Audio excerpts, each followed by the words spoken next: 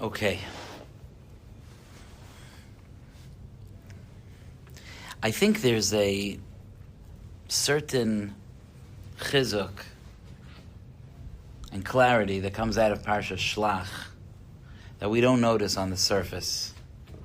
So I want to try to dig in to find it. And I'm going to start with a kasha that I actually started another shiur this week with this kasha. It's the type of thing that you could slip by when you're reading the psukim, but if you're aware and you're listening to the psukim with clarity, you realize how much this needs a pshat. Okay, so here's what happened.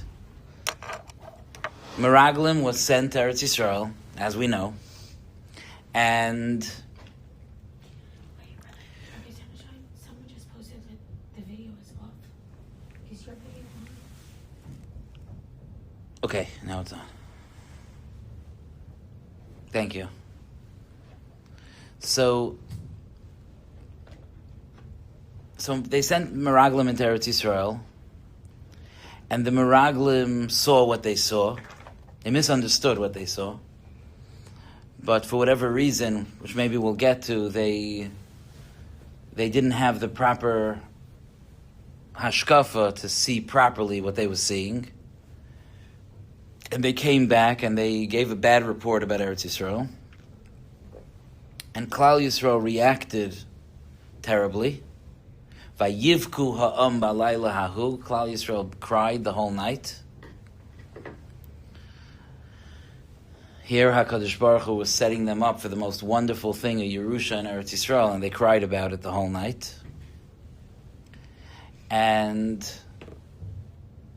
they said terrible things. Why is Hashem bringing us into Eretz Yisrael? It would have been better for us to stay in Mitzrayim. You understand what a terrible thing that is to say. All the Kriyas Yamsuf and all the 10 Makkos, we'd rather not have experienced that. It would have been better to just stay in Mitzrayim. And HaKadosh Baruch Hu tells Moshe that maybe Klal Yisrael went too far. Ad ono yina'atzuni ha'am hazeh. How far will this nation anger me? Ve'ad ono lo ya'aminu bi. And how far will they not have emunah in me? V'chol ha'oisais asher asisi b'kirbay, with all of the miracles that I've done. And then HaKadosh Baruch Hu makes a suggestion to Moshe Rabbeinu. Maybe we should get rid of Klal Yisrael. Akenu badever. I'll wipe them out with a plague. And I will make you into a great nation. Ve'eseh oischa l'goy gadol. I'll make you into a great nation. Ve'otzum mimenu, and stronger than Klal Yisrael. Why do you think he added that? What did he mean by that? Stronger in Emunah? Maybe that's what he knows.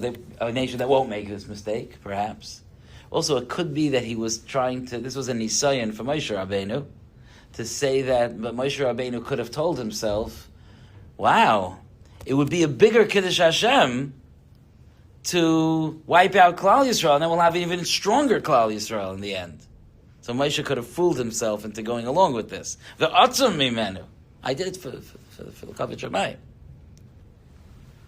But Moshe Rabbeinu, of course, loves Klal Yisrael too much, and he responds to HaKadosh Baruch Hu that no, it would be a terrible Chilul Hashem if Hashem wiped out Klal Yisrael.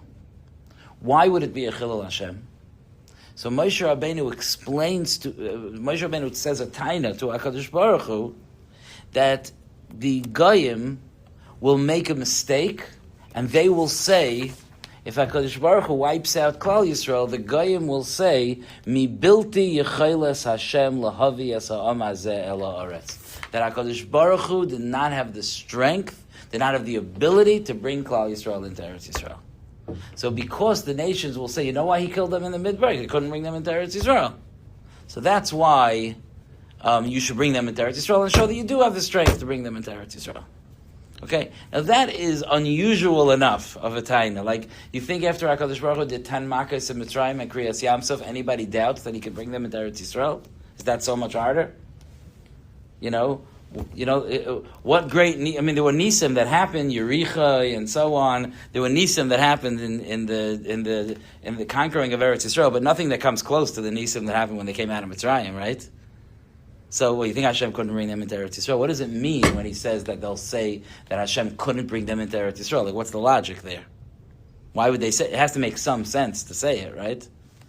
Even when the newspaper says a ridiculous made-up story, but it still tries to give some logic for the made-up story, right? The conspiracy theory has to have a theory to it, right?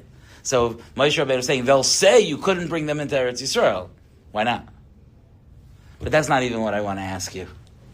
You know what a tangent Moshe Rabbeinu goes on when he's saying this? We joke about this sometimes, you know the tangent people? We joke about this, it's such a busy day because on my way home from work, I had to stop off in Kosher World, and you know that Kosher World has a sale on this and this and that, and then I passed by the cream cheese, and I really only like the whipped cream cheese, but they have the other kind of cream cheese, because my kids, they fight over the cream cheese. Do your kids fight? What's that? Can we get back to you? Got him late from work? That kind of tangent that people are sometimes you're not even sure, which conversation are we in now?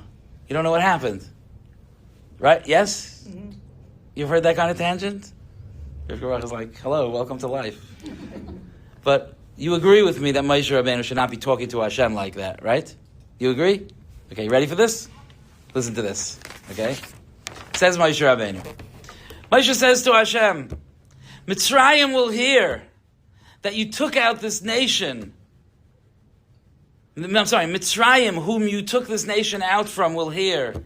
And they will say to the people of Eretz Yisrael, they heard that you're Hashem, who rests with Klal Yisrael, who has seen you ayin ba'ayin, who have seen you face to face, and that there's a cloud on the Klal Yisrael, and that there's an Anani HaKavod that leads them, and there's a fire at night, and then you're going to kill all of them, and then they'll say, Hashem couldn't bring you into Eretz Yisrael. Is there anything else you want to throw in there? That's a tangent, right? Just say, they will say you couldn't bring them into Eretz Yisrael. They'll say, that you're with... What is this whole story? I'm going to read it to you the Lashon HaPasuk, just so you can see I'm not making it up, okay?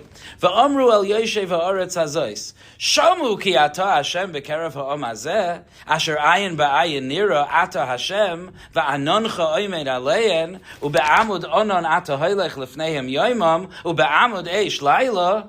Tangent? V'heimata es ha'om hazeh ke'ish echad, v'amru agayim asher shamu shem'acha leimor, mi bilti yichaylas Hashem. We agree on the question?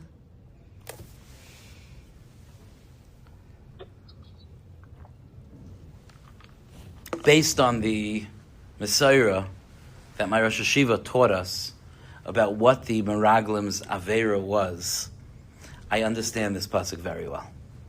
It's not a question at all. Because what's going on is as follows. The Meraglim went into Eretz Yisrael and they saw things that were done for their benefit. You know that, right? You know that there were people that died. They saw that they were all being Isaac and Levayas. And they came in and they were like, look at this place, everyone dies. And really, all HaKadosh Baruch Hu did was try to create a situation that they won't be noticed. That people will be wrapped up in their own situations and they won't be noticed. But instead of seeing the chesed that Hashem was doing for them, instead of that, they saw that Hashem doesn't like them, that Hashem is angry at them, that Hashem is trying to hurt them. That's what they saw. Hashem, look at this country that Hashem wants to bring us to. But what was underneath that? What was bothering them? What was underneath that? So the Mefarshim say that Klal Yisrael, especially the Meraglim, who were the leaders of Klal Yisrael, they had a reason they did not want to go into Eretz Yisrael. They actually did not want to go into Eretz Yisrael. Do you know why? Because we look at going to Eretz Yisrael as like, what could be better? A step up, going into a world of Kedusha. We crave going into Eretz Yisrael. But for them, was it a step up or a step down? I mean, think about it. They lived in a midbar. There was zero gashmias at all. They never went shopping for clothes. They never made clothing. Their clothing grew on them. Okay? So there was no involvement in parnasa. Their food fell by the front door. They spent their entire existence serving Hashem, learning Torah, learning His mitzvahs. That is what they did, day and night, and they loved it. They had the best Rebbe in the entire history of the world. They had Moshe Rabbeinu. And they had a system of chinuch that was unparalleled. And they had a direct line to HaKadosh Baruch Hu. They had a Hashras Hashchina, they had a Mishkan. Every time they wanted to eat meat, they would go bring an animal to the Mishkan, to bring a carbon. Everything was part of their Avodas Hashem. And they didn't really need to eat meat because they had man. And the man was such a closeness to Hashem that if someone would do something not 100% right one day, the man would fall a little further from their house. So they would know, I need to do tshuva. And then when they do tshuva, the man would fall closer to their house. They were like, oh, Baruch Hashem. There's that relationship with Hashem. Okay? And there's HaKadosh Baruch Hu speaking to them. Like when HaKadosh Baruch, as we talked about last week, remember we talked about last week, when it was time for them to travel, it wasn't like, should we go? Shouldn't we go? No. The Anon would stand up. Like, okay, we should go. And they would reconfigure the machane and travel.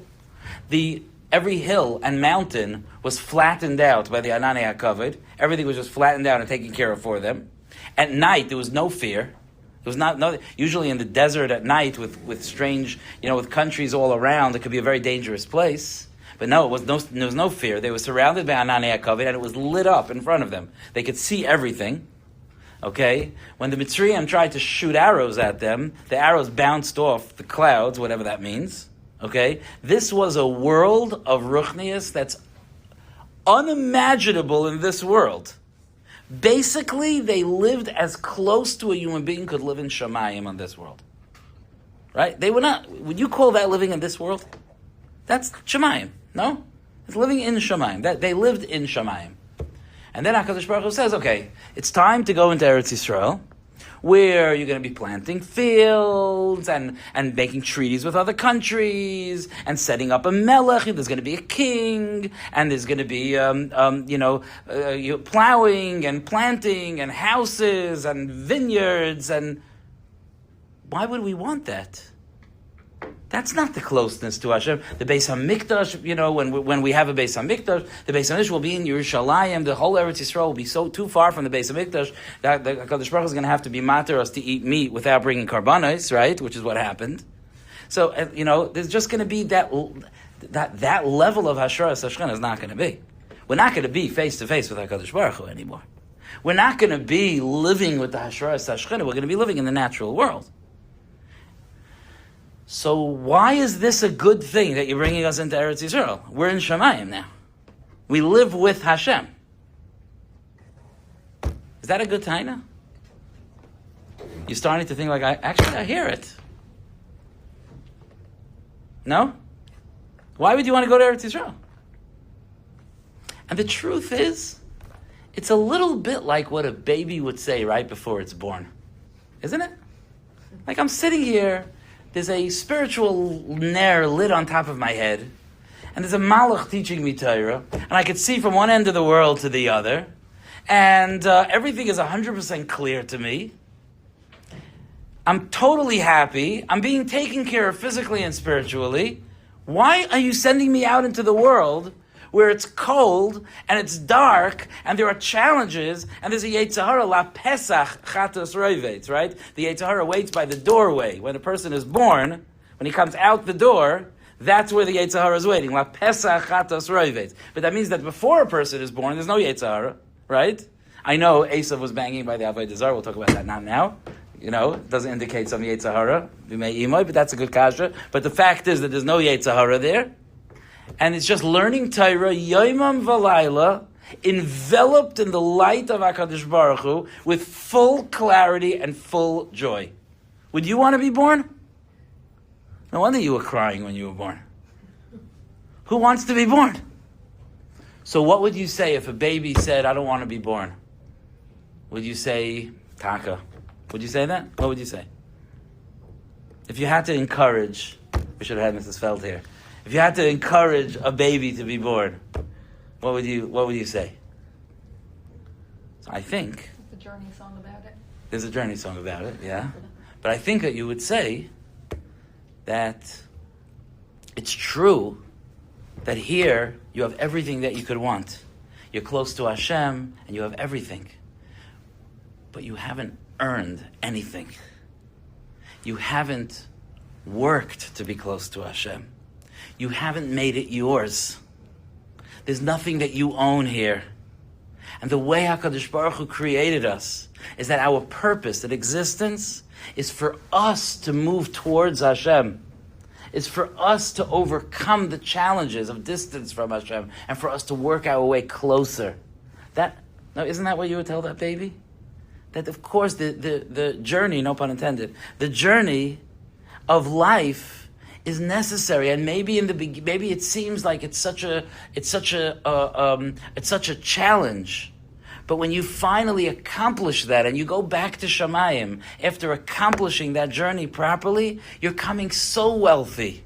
You're coming so close to Hashem, to an eternal nitzchiyistic closeness to Hashem that's yours, that you own. Isn't that the answer? Do you agree with me that that's the answer? You're not sure? I'm like, You're only partially here. I'm like questioning, like, What do you mean? Like, what's the difference between the neshama before it's born and after? What sounds like you're both close to Hashem, You mean before it's born and after it dies? and after it dies. Right, that is the difference. The difference is that everything that a neshama is before it's born is really on loan from HaKadosh Baruch Hu. It didn't make anything of itself. Okay. It doesn't really have its own identity.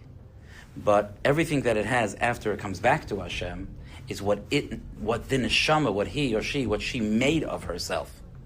And that is a kinyan that's hers. And the way HaKadosh Baruch Hu created the world, I don't want to get too philosophical right now, is that there is no comparison between the joy and the pleasure and the simcha of receiving from Hashem because Hashem is giving us for free, or receiving from Hashem because we were kind of something. That transformation of us having achieved something, that's the purpose of the entire creation of the world. And I'm not exaggerating. Hashem created the entire world to give people the opportunity to step towards Him. Or else we wouldn't have Bechira. That's the purpose. And that's a massive change.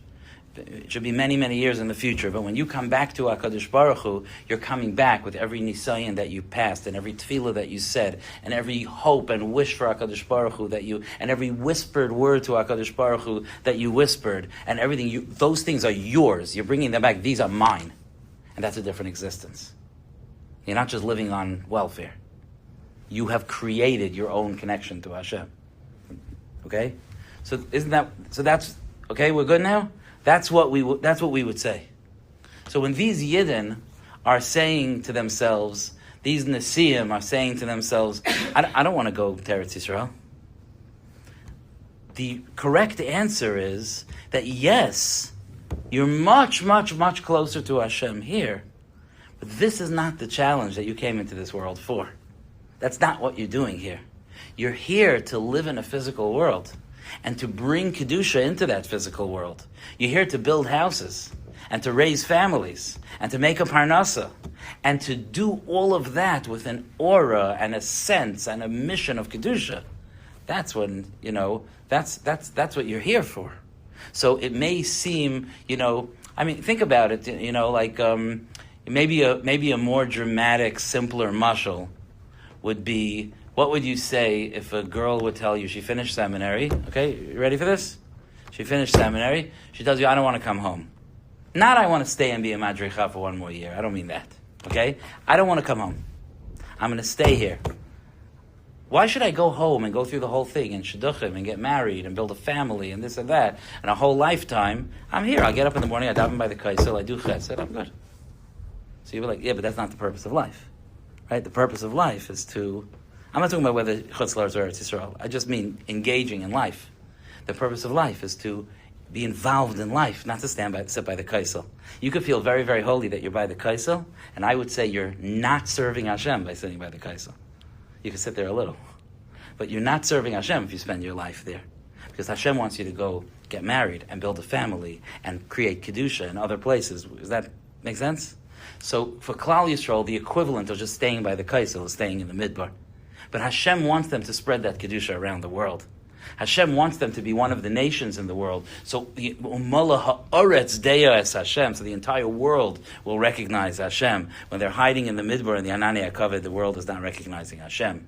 Hashem wants them to use their energy and their koyach to bring Kedusha to a physical world. That was the whole idea of having a physical world. Okay? That was the goal here. So here's what Moshe Rabbeinu was saying. Moshe Rabbeinu was telling HaKadosh Baruch Hu, you know what the nations of the world are going to say? The nations of the world are going to say as follows. They're going to say like this. They're going to say, look, Mitzrayim is a very, very, very physical place. It's full of Avodah Zarah and every other Aveira, right? And when Klal Yisrael were in Mitzrayim, were they a holy people? No, right? We know that they were on a very low madrega when they were in Mitzrayim, right? Okay, so what did you do? How did you make them into a holy people? You took them out of the physical world, you brought them into the desert, you surrounded them with Anani HaKavod, you kept your presence right with them, and while you're looking at them, they're able to be a holy nation. Try sending them to Eretz Yisrael. Can you do that? Mi bilti yechaylas Hashem. Hashem doesn't have the ability to have his holy nation, his mamleches kayanim v'goy kadosh, exist in a physical place. So he just killed them in the Midbar because he knew this is not an experiment that's going to work in Eretz Yisrael. That's the pshat. Now think about the tangent. Isn't that an amazing tangent? Moshe Rabbeinu says, Hashem, the nations of the world are going to say, they know that you're living with Klal Yisrael. They know that you're seeing Klal Yisrael face to face. They know there's Anani HaKavod. They know that the Anani HaKavod is leading them. And they'll say, yeah, you could have a Klal Yisrael in that situation. But to go into Eretz Yisrael, where there's not going to be Anani HaKavod, and there's not going to be this level and sense of closeness to Hashem that there is in the Midbar, that you can't do. That was what Moshe Rabbeinu was telling Hashem, and that was the winning argument. That HaKadosh Baruch Hu said, okay, I'm not going to wipe them out. We're going to bring them into Eretz Yisrael. It's going to take 40 years, but we're going to bring them into Eretz Yisrael, and they did go to Eretz Yisrael, and they did create a land of Kedusha, which Baruch Hashem we have until today, although we'd rather Mashiach come and really restore its Kedusha. But this is the Chiddush. This is a good pshat in the pasuk, right? This is really, really good pshat in the pasuk. But there's something important here for us to think about, because it a little bit ties into what we were talking about last week. Last week we were talking about the fact that sometimes HaKadosh Baruch Hu causes things to happen in our lives that we can daven to him about, and those things will change. But sometimes there are things that HaKadosh Baruch Hu put into our lives that HaKadosh Baruch Hu wants us to deal with that, because that's what we came into this world to deal with. And those are the times HaKadosh Baruch Hu says, no, I thank you for your tefillah, and it's very powerful, and I'll put it to use in other ways, but this is what I want you to deal with.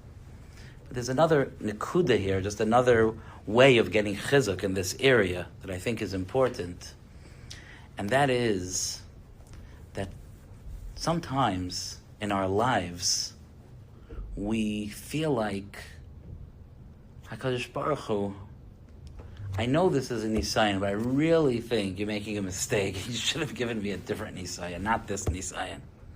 Like sometimes when we're facing a Nisayan, we face it a little skeptical that this is the Nisayan that we need. And we push back a little against it. We push back against that Nisayan. And there's something very, very important here that, like, Klal Yisrael were in the Midbar. You understand that there were like two sides to this coin. When Klal Yisrael were in the Midbar, so there were nisyanos in the Midbar, right? For example, one of the nisyanos in the Midbar is that Klal Yisrael rejected the man at a certain point, last week's parasha. Klal Yisrael said, we can't handle the man anymore.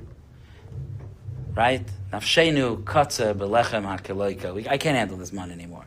What were they saying? The man was delicious. What was their issue with the man? So the Mefarshim say their issue was, it was too much holiness for them. Exactly the opposite of what I just spent a half hour telling you. It was too intense. You know, sometimes things could be too intense. It was too intense. We just want to live like normal people that eat normal food. And the point that you see from going through Chumash Bamidbar is that it wasn't so much what each Nisayan was, it was accepting each Nisayan at the time that Hashem sent it. This is what Hashem sent me now. And if this is what Hashem sent me now, then this is what I need now.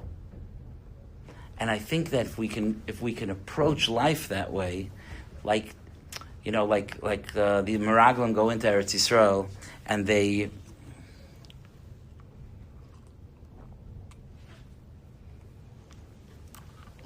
remember last week I gave you a mashal about a husband and wife going to a hotel? You remember that? So let me give you a similar mashal, but just fine-tuned for this nakuda that I'm trying to say. Imagine that a husband and wife are going to stay at their cousin's house in California. Okay? Vacation. Okay? And the husband thinks that the cousin is very, very gracious and welcoming. But the wife thinks that the cousin is just humoring them and doesn't really like them. Okay, can you imagine such a pull between a husband and wife? He's like, no, they're great, we love them. And she's like, no, they make me uncomfortable. Okay, can you imagine such a thing? Okay, let's say such a thing. Okay, so think about what happens. They come in to the house, and there's nobody home. They get a text beforehand. The combination is this and this and that. Please come in. We have a guest house in the back. You please go in and make yourself at home. The husband's like, isn't that nice? They sent us a text. They're giving us a guest house, not a guest room. They're giving us a guest house. Wow. And the wife is like, really, that's welcoming. They're not even home when we get here. Right? And then they go into the guest house, and there's 2 bottles of water, right? You do the water thing when you have company? Mm-hmm. There's 2 bottles of water and cups and whatever, and some candy. And the husband's like, look at this, it's like a hotel. There's bottles of water, whatever. And the wife is like, they didn't realize that, like, it's lunchtime now? Like, what are we supposed to do? Do we just sit here and wait for them? Like, what are we supposed to do? I'm starving. Okay? It could have been the husband this way, the wife this way, the husband, whatever. It doesn't matter. Okay? But what's going on? What's going on here? What's going on, and this plays out every day, by the way. Every day. What's going on is that when I think that you like me and that you have my best interest in mind, I translate everything that you do and everything that you say like, wow, look how much they like me. And if I think that you don't like me, or that you don't want me here, or that you're annoyed from me, I will translate everything you do and everything you say to be, I'm not, you're not interested,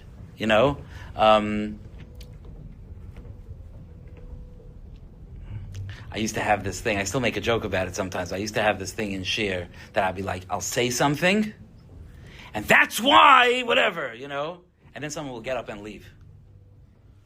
And it took me a long time to realize, like, yeah, the guy was probably not even paying attention. He just happens to be leaving now. It's not, like, get over your insecurity. It's not about what you're saying. Maybe Halavaya would be about what you're saying, But a lot of times, the way we go into it helps us define what's happening. I have gone to speeches where 2 people went to the speech, and I could have been one of those speeches. I could have been one of those people listening to the speeches. I'm not talking about giving a speech. I'm talking about attending a speech. 2 people buy a speech. One of them loves the speaker, and one of them less loves the speaker. And they both come out having heard 2 totally different speeches. Completely, from beginning to end. 2 totally different speeches. One of them comes out saying the guy can't stop talking about himself. The other one comes out saying it's so cute how he makes himself vulnerable. It's just amazing. No matter what happens, one person's like, wow, that's good. Do you hear that chiddush? That's amazing. He said that he couldn't remember the Gemara. He's so humble. He just gets up in public and doesn't mind saying, I couldn't remember the Gemara. The other one's like, I don't understand. Did he prepare this shiur or not? You couldn't remember the Gemara? Is that respectful to the Olam? Look up the Gemara. Whatever it is, I can tell you 1,000 examples. If I like the person and I want to be impressed, I will define everything positively. If I don't like the person, that's why with Shalom Bayis things, a lot of times, until you stop the cycle, it continues to deteriorate. Because once your mind is turned in a negative way, nobody can do anything right. It's impossible. But the same thing, you could be doing the same things. You'd be like, yeah, he's my hero. You saw how he walked by me, didn't even make eye contact with me. That's how hard he's focusing on the other person. It was like, the guy continues to ignore me. You know, like you could just go on forever like that. And that's what the Meraglim did when they went into Eretz Yisrael. They were not trusting that HaKadosh Baruch Hu knows what comes next for them. That HaKadosh Baruch Hu loves them and wants them and knows what comes next for them. They weren't trusting that. So when they walked in, and they saw terrible things going on, they translated it for themselves. And the translation that they made for themselves was, this is terrible land, HaKadosh Baruch Hu is not taking care of us, because their minds, they didn't want to be there. Because they were looking at it negatively.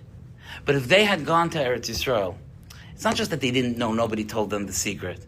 If they had gone to Eretz Yisrael being like, this is our future, this is where we belong, this is where Hashem wants me, they would show up there, and they would see all the good. They would see every, in Eretz Yisrael, they say in Yerushalayim, that, they like, I've heard this from Yerushalmis, so when you go to Yerushalayim nowadays, you could see the good, you could see the not so good. You could notice every beautiful person that's serving Hashem, you can notice every Chil Hashem. They say, the Pasuk says, U're'ei b'tov Yerushalayim. Go in and see the good. Go in and notice the good. So I think that this is another angle, another chizuk in terms of what we talked about last week, but all of us face our challenges. I know that for a fact, even without knowing any details, because I know that that's why we're alive. I know that's why we're here. We're here because we face challenges. That's why we're here. And if we could have an attitude that this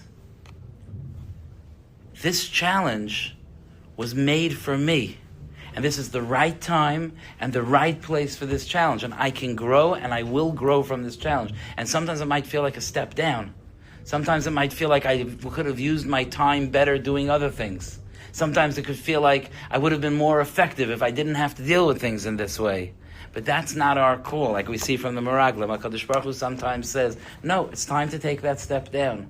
And I think it's something that we could focus on in the little nisyanis and in the big nisyanis, to be able to embrace a nisyan, not with, oh no, what am I going to do, but with a sense that HaKadosh Baruch Hu is sending me this present now, because this was catered and created and made for me.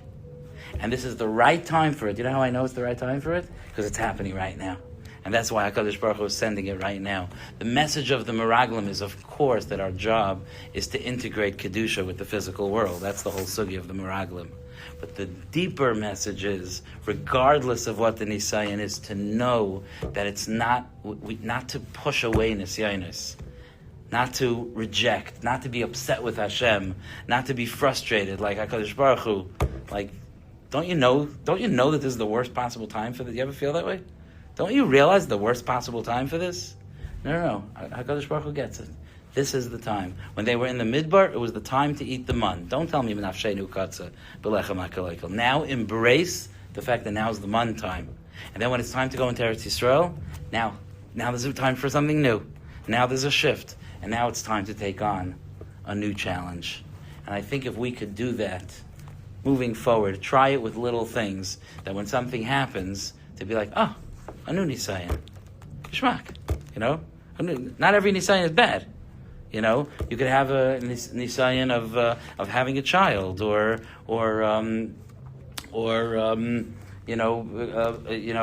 deciding how to spend money, or figuring out how to handle relationships when there are friends and family, and you're trying to figure both out.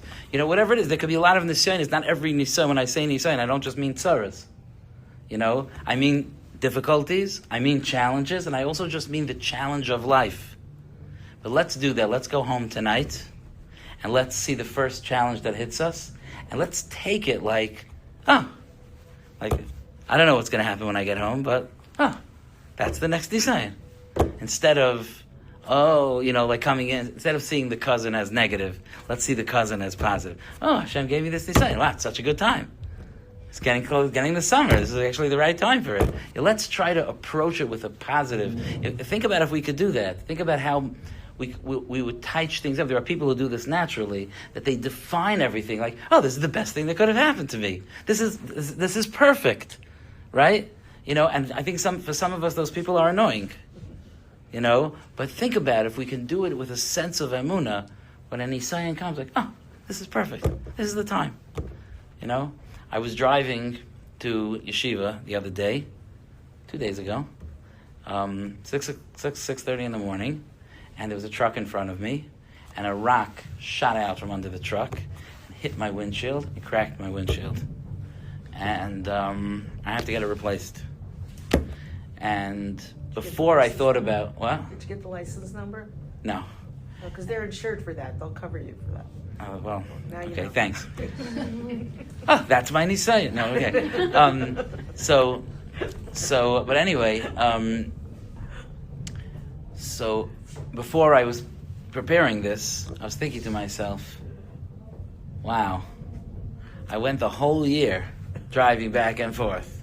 My second to last day, boom, the windshield breaks. Like 2 days later, I'm not driving anymore. That's it, I'm done. That's the negative way to deal with the Nisayan. The positive way to deal with it is, wow, HaKadosh Baruch Hu was so good to me. Usually I have to drive back and forth. I never would have time to do it. Hashem waited until the end. Now I'm going to be in Waterbury for a few days. I have the time to do it. It's perfect! But it's real. We could do that. It is. You can't argue with that. It's true. Okay, I don't know why the whole thing was necessary, but whatever reason it was necessary, I'm kind of happy it didn't happen on Hanukkah when we didn't have water and I was stranded in Queens. Like, that would have been worse, This is a good time. I'm home. Insurance, windshield, we'll take care of it. Right? So let's try to take it on, Be'ezer Hashem. Yashikaya, thank you. Thank you.